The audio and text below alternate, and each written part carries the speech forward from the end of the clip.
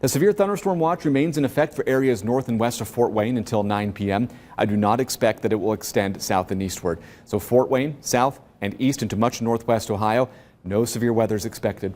North and west, there could be an isolated severe warning, although it's a pretty ragged line of storms right now that is bumping into increasingly stable air. What that means is that these storms should continue to weaken as they move south and eastward with the lack of storm energy. You can see that here on Future Track. Again, some isolated strong storms already identifying kind of how radar looks right now. But as the system moves south and eastward, you can see how much the system's actually weakened here with time. Still expecting rain in the fort, already getting reports of rain in Allen County.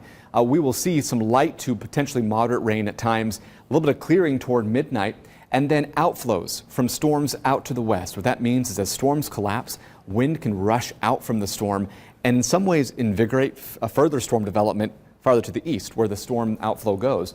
As a result, we could see a renewal of some rain chances. This appears to be a very low chance. I'm putting it in the forecast just to talk about that potential. I do not expect that to be a very high possibility because it's so dependent on how storms out to the west materialize. But the severe storm risk nonetheless is maintained at a 2 on a scale of 1 to 5, north and west of Fort Wayne, including Columbia City, Kendallville, Auburn, and Angola. South and east for the rest of the region, including Fort Wayne and points south and eastward, a 1 on a scale of 1 to 5. This means the severe risks are generally pretty low. That doesn't mean an isolated wind gust of over 60 miles per hour couldn't happen.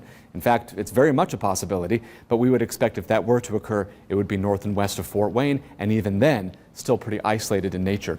The next thing we're watching, extreme heat. This begins on Monday. We'll still see high temperatures in the 90s on Sunday. However, we expect humidity to still be pretty low. So the most dangerous heat is expected Monday through Thursday of next week for all of northern Indiana and Ohio. The threats would be 100 plus degree heat index values with heat stroke and exhaustion, very real possibilities, particularly for those who are not perhaps hydrated, or we were looking at the potential for some burns for those who don't use proper sun protection here, especially Tuesday into Wednesday with the high UV index. So the heat risk looks extreme through the middle of the week. As a result, first alert weather days have been issued, a string of them, Monday through Thursday of next week to address not just the high heat, but also the humidity.